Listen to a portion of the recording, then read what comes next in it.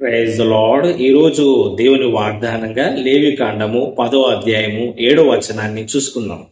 యెహోవా అభిషేక తైలము మీ మీదనున్నది గనుక మీరు చావకుండునట్లు మీరు ప్రత్యక్షపు గుడారం యొక్క ద్వారంలో నుండి బయలు వెళ్ళకూడదనెను. దేవునికి స్తోత్రం, మహిమ కలుగును గాక. చాలా చక్కటి మాటలు ఇక్కడ మనం చూస్తా ఉన్నామండి. దేవుడు మోషే ప్రవక్త ద్వారా మరి అహరోను యాజకునితోనూ అతని ఇద్దరు కుమారులైన ఎలియాజరు ఈతామారుతోనూ మాట్లాడుతా ఉన్నాడు. దేవునికి స్తోత్రం, హల్లెలూయా. మీరు దేవుని సన్నిధిని విడిచిపెట్టి బయటికి వెళ్ళొద్దు. ఈ యాజక ధర్మాన్ని మీరు విడిచిపెట్టొద్దు. మరి దేవుని సన్నిధి అయిన ఈ ప్రత్యక్షత గుడారమును మీరు విడిచిపెట్టొద్దు. మీరు ఇక్కడ దేవుని సేవ చెయ్యాలి. దేవుని మందిరంలో మీరు ఉండాలి. మీ బట్టలు చింపుకోవడం కానీ, లేదా మీ తల కొరిగించుకోవడం కానీ, ఇంకా వేరే వేరే పనులన్నీ కూడా మీరు చెయ్యొద్దు. ఎందుకంటే మీరు దేవుని సేవకులు, అభిషేకింపబడిన వారు. యాజక ధర్మం మీరు జరిగించాలి. మరి అన్యులు చేస్తున్న ఆ ఆచార ప్రకారం మీరు చెయ్యొద్దు అని దేవుడు మోషే ప్రవక్త ద్వారా అహరోను అతని ఇద్దరు కుమారులైన సేవకులతో మాట్లాడుతున్నాడు. ఇక్కడ జరిగిన సందర్భాన్ని మనం ఒకసారి ఆలోచిస్తే, దేవుని సన్నిధికి ధూపం వేయాలి, అగ్నిని తీసుకొని రావాలి. అయితే అహరోనుకు 4 కుమారులు, అందులో 2 కుమారులైన నాదాబు, అబీహులు అనే 2 కుమారులు దేవుని సన్నిధికి తెచ్చే అగ్నిగాక వేరొక అగ్నిని తీసుకొని వచ్చినారు. అంటే అన్యుల పద్ధతిలో అది వెళ్ళిపోయింది.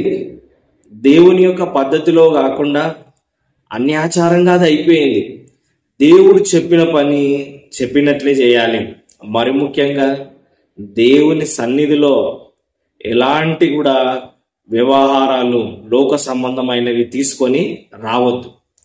ఎప్పుడైతే వీరు వేరొక అగ్నిని తీసుకొచ్చినారో దేవుని సన్నిధిలో ఘోరమైన అపరాధంగా అది పరిగణింపబడింది. దేవుని సన్నిధిలో నుంచి, ప్రత్యక్ష గుడారంలో నుంచి అగ్ని వచ్చి ఈ ఇద్దరిని కాల్చేసింది. వీరు అక్కడే మరణించినారని ఇక్కడ లేఖనాలు మనకు పైన వచనాల్లో సెలవిస్తా ఉంది. ఎప్పుడైతే వీరిద్దరు మరణించినారో మరి మోషే అహరోను అతని 2 కుమారులైన మిగిలిన 2 కుమారులు ఎలియాజరు ఈతామారుతోనూ మాట్లాడుతా ఉన్నాడు. మీరు మీ వస్త్రాలు చింపుకోవద్దు. తల జుట్టును కానీ కొరిగించుకోవడం కానీ, మీరు ఆ తలను విరబోసుకోవడం కానీ అలాంటివి ఏమీ చేయొద్దు. మీరు యాజకులు, దేవుని సేవకులు. నేడు జరిగిన విషయాలన్నీ మీరు మనసులో పెట్టుకొని దేవుని సేవను జాగ్రత్తగా చేయండి.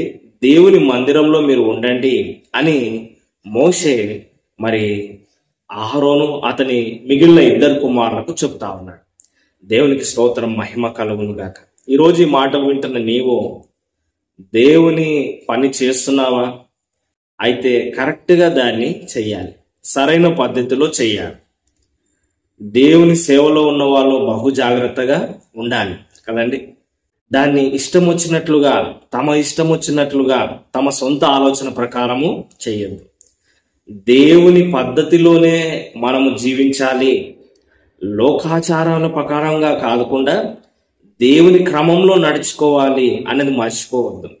ఎలాగైనా చేస్తామండి, మేము ఎలాగైనా జీవిస్తామండి, దేవుడు అంగీకరిస్తాడండి, అయినా లోకంలో ఉన్న పద్ధతులు చేస్తే తప్పేముంది అనకుండా మీ మనసు మారి రూపాంతరపరచబడాలి. దేవుని వాక్యం ద్వారా సజీవ యాగంగా మీ శరీరాన్ని దేవునికి సమర్పించుకోవాలి. యాజకుడు ప్రత్యేకమైన వ్యక్తి, అభిషేకింపబడిన వ్యక్తి.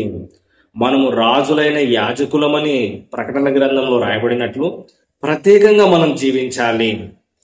వస్త్రాలు ప్రత్యేకంగా యాజకునికి ఇవ్వబడ్డాయి. నార వస్త్రాలు అతడు ధరించినాడు.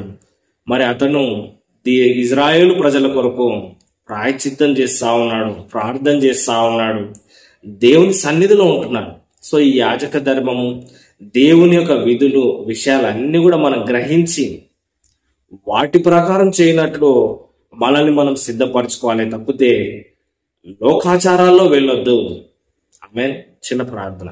పరిశుద్ధుడైన దేవా, ప్రేమ గల తండ్రి, ఎందరైతే మాటలు వింటున్నారో నీ బిడ్డలందరినీ దర్శించండి అయ్యా.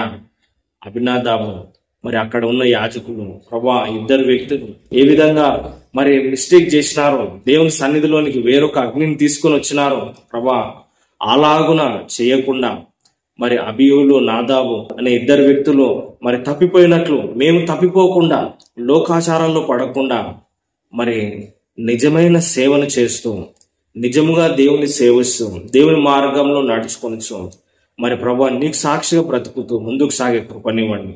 లోకాచారాలు కాకుండా దేవుని మార్గంలో నడుచుకునే బిడ్డలుగా మేము ఉండినట్లు సహాయం చేయమని మా ప్రభువును రక్షకుడైన యేసుక్రీస్తు నామములో ప్రార్థించి స్తుతించి అడిగి వేడుకొనిచున్నాం తండ్రి. ఆమేన్. God bless you. నేను పాస్టర్ ఎలీషా అబ్రహాం.